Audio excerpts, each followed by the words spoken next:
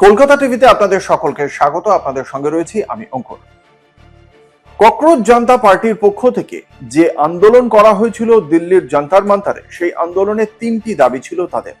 সেই দাবি মেনে নেয়নি কেন্দ্রীয় সরকার এবং সেই কারণেই এবার ফের রাস্তায় নামার দিনক্ষণ ঘোষণা করে দেওয়া হলো ককরোচ জনতা পার্টির পক্ষ থেকে। সিজেপির পক্ষ থেকে বলা হয়েছিল গত 25শে জুলাই যখন কেন্দ্রীয় সরকারের 2 প্রতিনিধি কেন্দ্রীয় মন্ত্রীর সঙ্গে কথা বলার পর তারা তাদের আন্দোলন প্রত্যাহার করে নিয়েছিলেন। সেই সময় 3টি দাবি ছিল তাদের। এক, কেন্দ্রীয় শিক্ষামন্ত্রী ধর্মেন্দ্র প্রধানকে পদত্যাগ করতে হবে, পদত্যাগ করেছিলেন কেন্দ্রীয় শিক্ষামন্ত্রী ধর্মেন্দ্র প্রধান।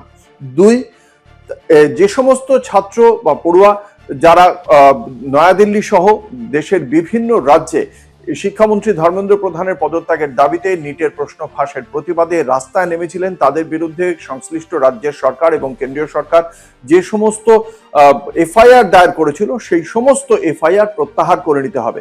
কিন্তু সুপ্রিম কোর্টের তিনবার বলা সত্ত্বেও সেই সংক্রান্ত বিষয়ে কোনো তালিকা সুপ্রিম কোর্টে জমা দেওয়া হয়নি কেন্দ্রীয় সরকারের পক্ষ থেকে। 3, আরেকটি দাবি ছিল যে 3রা মে নিটের প্রশ্ন ফাঁস হয়ে যাওয়ার পর যে অন্তত 20 জন শিক্ষার্থী আত্মহত্যা করেছেন বলে দাবি করা হয়েছিল সিজেপির পক্ষ থেকে, তাদের পরিবারকে ক্ষতিপূরণ দিতে হবে।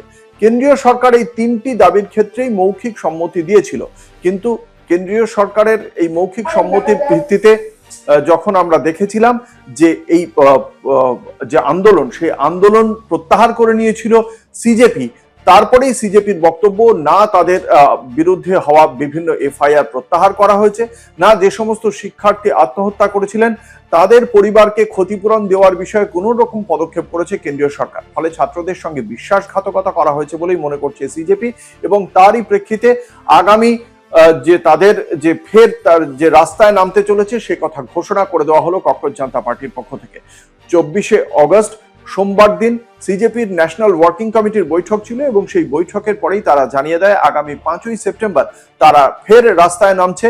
নয়াদিল্লিতে ইন্ডিয়া গেট থেকে শুরু করে দিল্লিতে যে দিল্লি পুলিশের যে সদর দপ্তর রয়েছে সেই দপ্তর পর্যন্ত শান্তিপূর্ণ মিছিল কর্মসূচি পালন করবে তারা এবং সেই মিছিল কর্মসূচিতে প্রত্যেককে বিভিন্ন দেশের বিভিন্ন প্রান্ত থেকে সকলকেই সিজেপির এই আন্দোলনে সামিল হওয়ার জন্য আবেদন জানিয়েছে তারা। দেখা যাক সেই আন্দোলন শেষ পর্যন্ত 5ই সেপ্টেম্বর কতটা শান্তিপূর্ণ থাকে, কেন্দ্রীয় সরকারের ভূমিকাই বা কি থাকে এর প্রেক্ষিতে।